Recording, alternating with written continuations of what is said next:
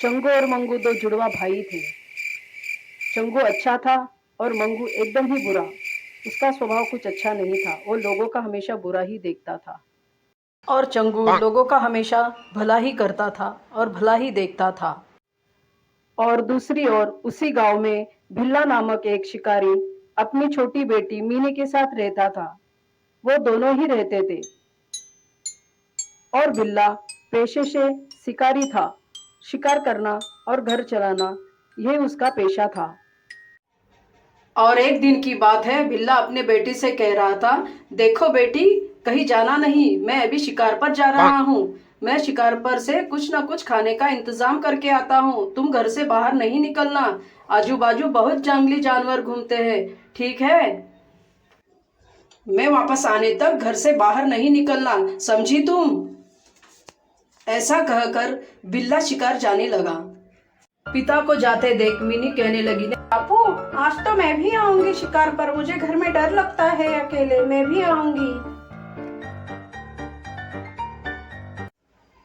जंगल पहुंचने पर बिल्ला ने अपने बेटी से कहा, देखो बेटी, तुम्हारी जिद की वजह से मैं तुम्हें यहाँ लेकर तो आया हूँ, लेकिन तुम यहीं पर मेरा इंतजार करना। मिनी वहां बैठी रही और बिल्ला शिकार पर चला गया। मिनी ने देखा एक अजीब सा आदमी आ रहा है, ये कौन है? ये सोचकर मिनी उसे देखती रही और उसके पीछे चली गई। मिनी तांत्रिक के पीछे जाने लगी। तांत्रिक एक जगह रुक गया और उसने मिनी से कहा, ए लड़की, तुम कौन हो? क्यों मेरे पीछे पड़ी हो? मेरे पीछे मत आओ, मुझे तकलीफ देना छोड़ दो, वरना मैं तुम्हें श्राप दे दूंगा। फिर मुझसे कहना नहीं, चली जाओ यहाँ से। तांत्रिक एक जगह रुक गया और मिनी की राह देखने लगा। उसे बड़ा गुस्सा आ रहा था। मिनी भी वहां आ गई। तांत्रिक को ज़्यादा गुस्सा आया। देखो लड़की, तुमने मुझे बहुत तकलीफ दी है। मेरे बोलने के बावजूद तुम मेरे पास आई हो, तो मैं तुम्हें श्राप देता हूँ। तुम अभी के अभी कबूतर बन जाओ।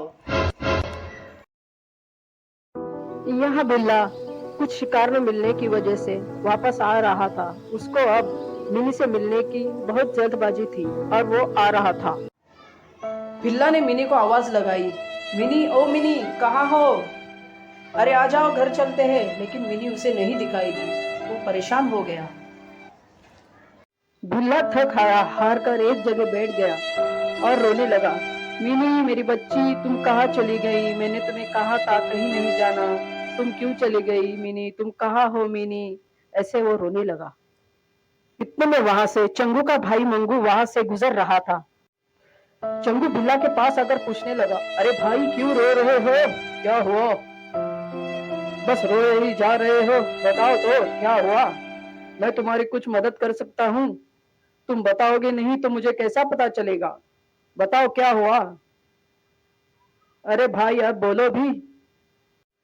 बिल्ला ने कहा, अरे बाबा, आज मैं मेरी बेटी को लेके आया था। मैं एक शिकारी हूँ, शिकार के लिए आया था और बच्ची को यही बिठा कर गया था। पता नहीं वो खो गई। मैं उसे पूरे जंगल में ढूंढ चुका, लेकिन वो मुझे नहीं मिली। अब मैं क्या करूं बाबा, आप ही बताओ, एक ही बच्ची थी मेरी। चंगू तांत्रिक के पास जादुई शक्ति थी। उसने ध्यान लगा के देखा बच्ची कहाँ है और किस हाल में है।